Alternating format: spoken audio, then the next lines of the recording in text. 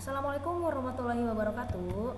Pada video kali ini saya akan membahas tentang elastisitas dan hukum Hooke.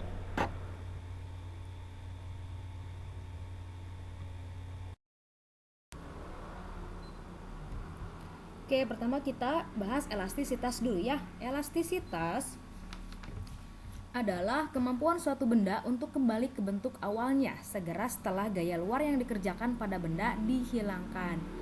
Jadi bendanya itu akan kembali ke bentuk semula. Nah, dalam kehidupan sehari-hari terdapat banyak benda padat yang menunjukkan sifat elastis. Salah satu contohnya yang sering kita jumpai yaitu ban kendaraan seperti mobil atau motor, sepeda. Kemudian ada karet gelang, kemudian ada pegas, kemudian ada juga busur panah. Nah, apakah semua benda padat menunjukkan sifat-sifat elastis? Tidak semua benda padat mempunyai sifat elastis. Dalam hal ini, benda-benda yang tidak bersifat elastis dinamakan benda plastis. Apa yang dimaksud dengan benda plastis? Benda plastis itu tidak kembali lagi ke bentuk semula setelah gaya luar yang bekerja padanya dihilangkan. Dengan kata lain, perubahan bentuk dan ukuran pada benda plastis ketika dikenai gaya bersifat permanen. Salah satu contohnya yang sering kita mainkan waktu kecil yaitu plastisin atau malam. Nah, elastisitas itu terdiri dari pertama ada tegangan atau disebutnya stres. Didefinisikan sebagai hasil bagi besarnya gaya ketarik yang dialami benda dengan luas penampangnya atau disimbolkan dengan sigma sama dengan F per A. Jadi gaya per satuan luasnya. Nah, pengaruh tarikan gaya F ini akan tersebar merata di seluruh permukaan penampang batang sehingga batang mengalami tegangan. Jadi ada sebuah batang, ujung-ujungnya kita tarik dengan gaya tertentu, maka tegangannya itu akan tersebar merata di seluruh batang. Kemudian yang kedua ada regangan atau disebut dengan strain. Oke, strain atau regangan didefinisikan sebagai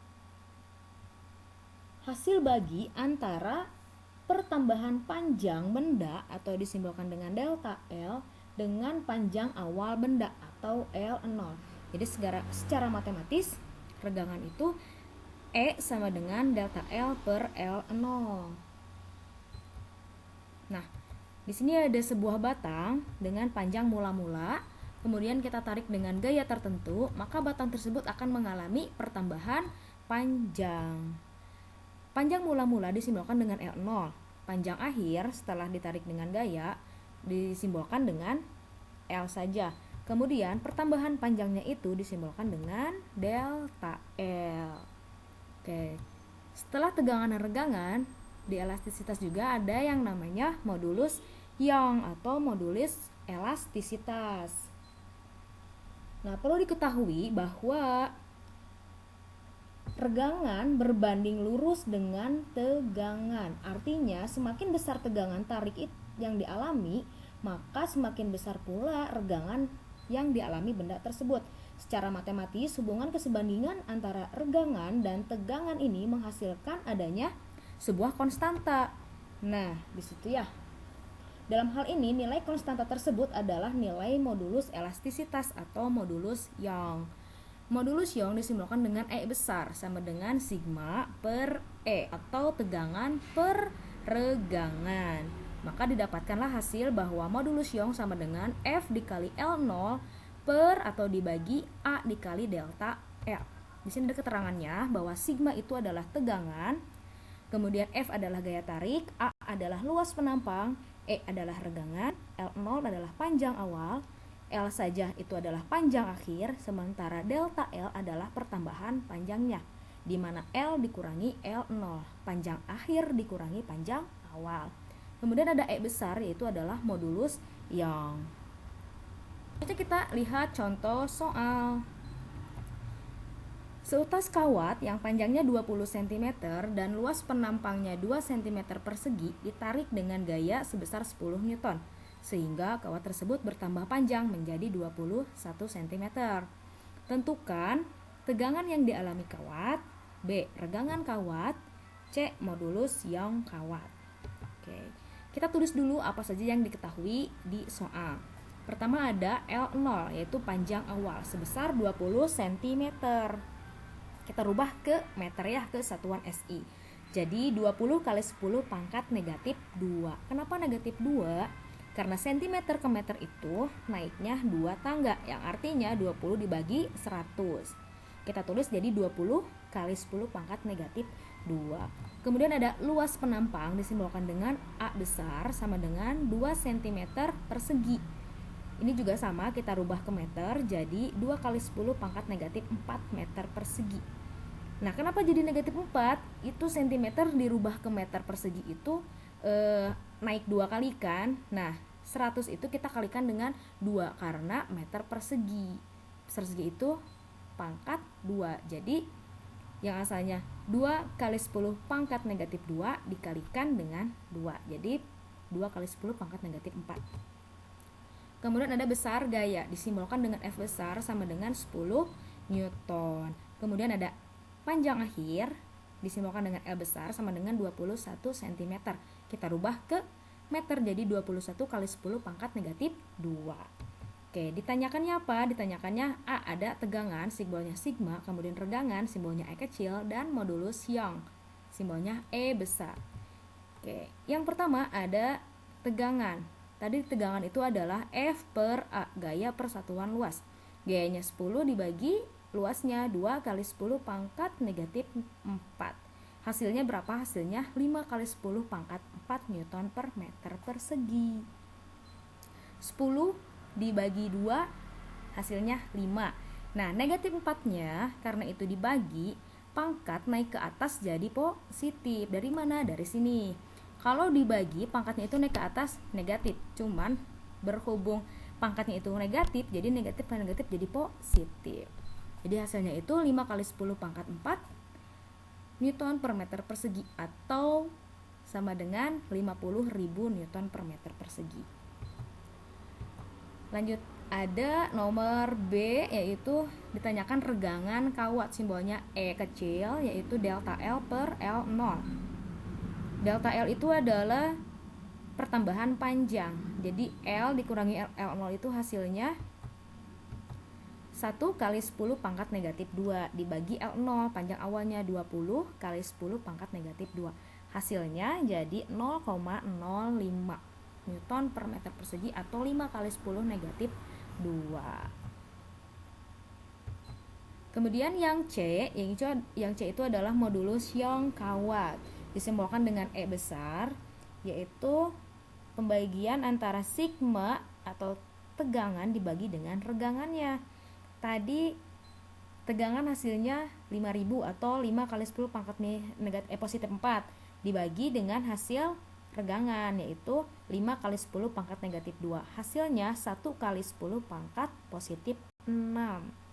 Kenapa bisa 6? Di sini ada tulisan merah bahwa 5 dibagi 5 itu hasilnya 1. Kemudian pangkat yang bawah naik ke atas kan, dibagi asalnya naik ke atas jadi negatif. Pangkatnya udah negatif, jadi negatif kali negatif hasilnya positif. Oke, selanjutnya kita ke hukum Hooke. Nah, hukum Hooke itu mempelajari pengaruh gaya terhadap pertambahan panjang suatu benda. Jadi disimbolkan dengan F berbanding lurus dengan delta L. Jadi besarnya gaya yang diberikan itu akan berbanding lurus dengan pertambahan panjang bendanya. Jadi kalau gayanya kita berikan semakin besar, maka pertambahan panjangnya juga akan semakin besar karena berbanding lurus. Maka mengharuskan adanya sebuah konstanta. Maka Hooke ini memasukkan konstanta K ke dalam persamaan hukum Hooke.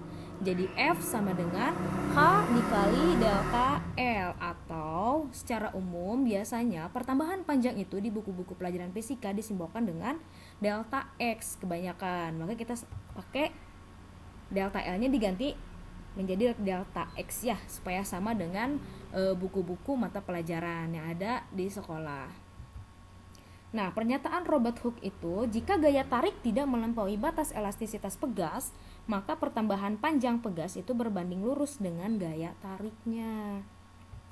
Oke, F itu adalah gaya tarik, K itu adalah tetapan gaya pegas, satuannya Newton per meter. Kemudian ada delta X itu adalah pertambahan panjangnya. Nah, supaya lebih jelas, kita lihat contoh soal di samping.